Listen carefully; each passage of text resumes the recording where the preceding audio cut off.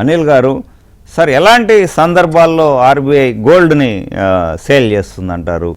ఎట్లా ఈ రూపాయి బలహీనతను అడ్డుకట్ట వేయడానికే, అట్లాగే తగ్గుతున్న ఫారెక్స్ రిజర్వ్స్ని నిలకడగా ఉంచడం కోసమా, అసలు ఎలాంటి సందర్భాల్లో సేల్ చేస్తుంది అంటారు? ఒకటి ఏంటంటే మాత్రం మనకు ఆ సేల్ చేసే పరిస్థితి అయితే ఇప్పుడు వచ్చే అవకాశం లేదు. ఎందుకంటే మన దగ్గర ఒకటి చూసుకుంటే అటు ఫారెక్స్ నిల్వలు కానీ బంగారం నిల్వలు కానీ యాక్చువల్లీ ఆపోజిట్ జరుగుతా ఉంది. మనం చూసుకుంటే లాస్ట్ 1.5-2 years లో గోల్డ్ అనేది టోటల్ మన వాల్యూస్ మన ఉన్న రిజర్వ్స్ లో ఇప్పుడు నియర్లీ 16.5% వరకు పెంచారు.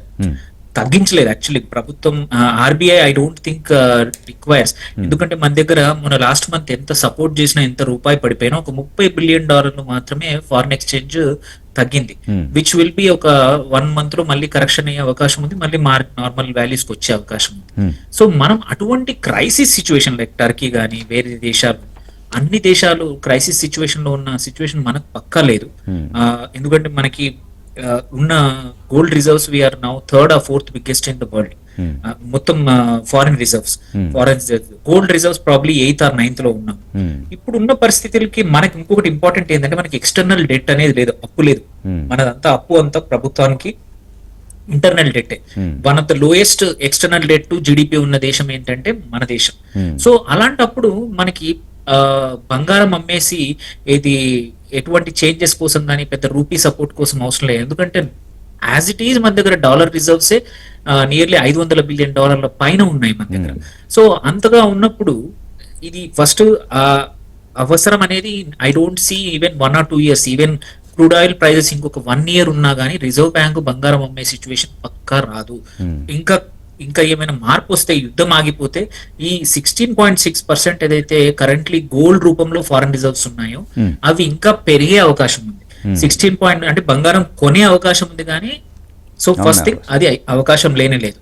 సో మీరు అన్న క్వశ్చన్ ప్రకారం మీరు ఎప్పుడు అమ్మాల్సి వస్తుంది అంటే మాత్రం రిజర్వ్స్ చాలా పడిపోతేనే బంగారం వస్తుంది. లిక్విడిటీ చాలా క్రంచ్ అవుతేనే అప్పుడే అమ్మాల్సి వస్తుంది. బట్ మనకు అటువంటి క్రైసిస్, పేమెంట్ క్రైసిస్ కానీ అటువంటి సిచ్యువేషన్ ఏమీ కనబడట్లేదు. ఇది ఈవెన్ దగ్గరలో కూడా కనబడట్లేదు. సో అదైతే దూరంగా ఉంది. అండ్ ఈ ఏదైతే నేను బ్లూంబర్గ్ రిపోర్ట్ ఉందో చూడండి, అది కూడా చూసుకుంటే ఒక చిన్న ఏంటంటే మన ఆర్బీఐ వచ్చేసి every daily averages, moving averages ది బంగారంది మంత్ ఎండ్ లో వాల్యూ చేస్తారు, యావరేజ్ వాల్యూ. ఇతను మాత్రం సేమ్ డే వాల్యుయేషన్ తీసుకున్నాడు. యాజ్ వి నో బంగారం అనేది అప్స్ అండ్ డౌన్స్ అనేది అవుతా ఉంటది.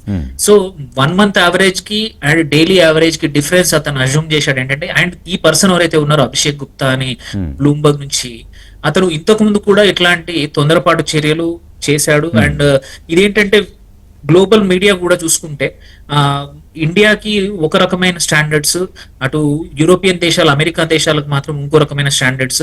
అక్కడైతే ఏదైనా పబ్లిష్ చేసే ముందు 1-2 సార్లు ఆ ప్రభుత్వాలకు కానీ ఆ రిజర్వ్ బ్యాంకులు వాళ్ళతో కనుక్కొని నిజమైన అని కనుక్కోదని చేస్తారు. బట్ మన దగ్గర మాత్రం మోస్ట్ ఆఫ్ ద టైం ఇది ఎస్పెషల్లీ ఈ బ్లూంబర్గ్ వచ్చేసి ఈ సంవత్సరం ఇది 3వ 4వ ఆర్టికల్ ప్రభుత్వానికి సంబంధించింది పబ్లిష్ చేస్తారు, నిజం కాదని చెప్పగానే రిట్రాక్షన్ చేయడము. సో దిస్ ఈజ్ ఒక అలవాట్లాగా అయిపోయింది. ఐ థింక్ ఈసారి గట్టిగా ఆర్బీఐ వచ్చేసి మన పిఐబి ఫ్యాక్ట్ చెక్ తో గట్టిగా చెప్పడం అనేది ఒక ప్రాబబ్లీ ఒక లెసన్ లాగా నెక్స్ట్ టైం ఇటువంటి గ్లోబల్ మీడియా ఆర్గనైజేషన్స్ ఏవైతే ఉన్నాయో, రాయిటర్స్ కానీ, ఎఫ్టీ కానీ, బ్లూంబర్గ్ ఇవన్నీ కూడా చేస్తాయి ఇట్లాంటి గ్లోబల్ గా మాత్రం స్టాండర్డ్స్ ఫాలో చేస్తాయి. ఇండియా విషయానికి వచ్చే వరకు మాత్రం ఎప్పుడు కూడా గ్యాప్స్ ఉంటాయి. సో ఇదొక లెసన్ అయింటే మంచిది.